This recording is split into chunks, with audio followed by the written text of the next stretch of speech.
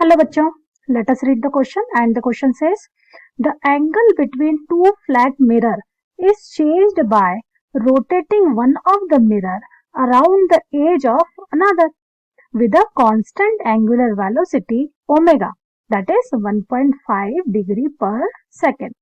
Now source of light S is located as shown in figure. The distance h is equals to 10 centimeter.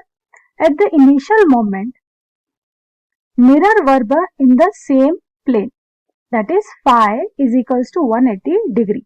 After what minimum time in the second, three images will be formed by the mirrors. तो देखिए यहाँ हमें क्या कहा गया है question में कि तो दो मिरर्स हैं, ठीक है, वो उसमें से एक मिरर को रोटेट किया जा रहा है. ओके, सो दैट इनिशियली उनके बीच का जो एंगल है, दोनों मिरर के बीच का एंगल का हमें यहाँ बताया गया 180 डिग्री. सो इनिशियल इन मिरर की पोजीशन कुछ ऐसी होगी.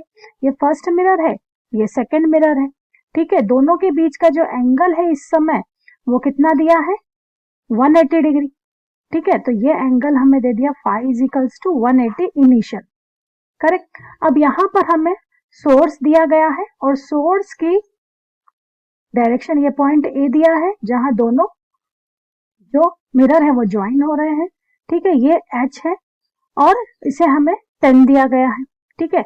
चलिए अब बात कर रहे हैं, अब इस मिरर को, सेकंड मिरर को हम क्या करते हैं, with the angular velocity 1.5 metre per second, sorry degree per second से रोटेट करते हैं.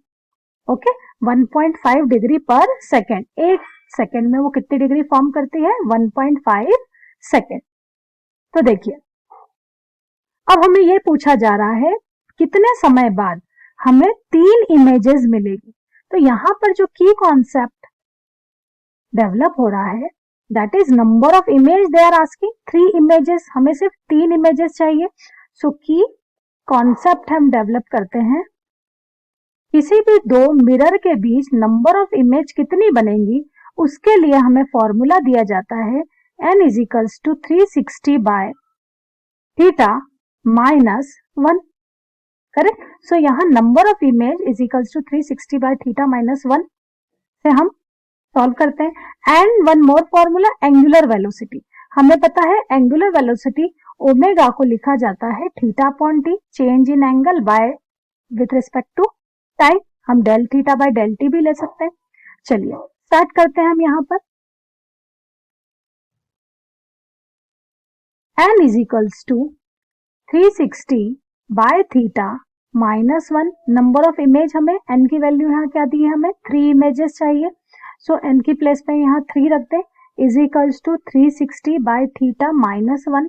That will give us 3 plus 1 is equals to 360 by theta, या हम कहें 4 is equals to 360 by theta, या मैं कह सकती हूँ इसे theta is equals to 360 by 4.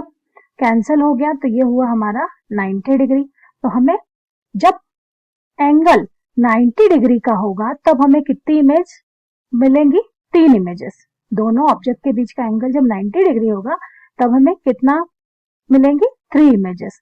Now further अगर हमारा थीटा 90 है ना, and omega is also given 1.5, ठीक है, डिग्री पर सेकेंड. तो देखिए omega is equals to theta by T से हम लिख सकते हैं T is equals to theta by omega. Theta की वैल्यू अप्लाई कर देते हैं हम.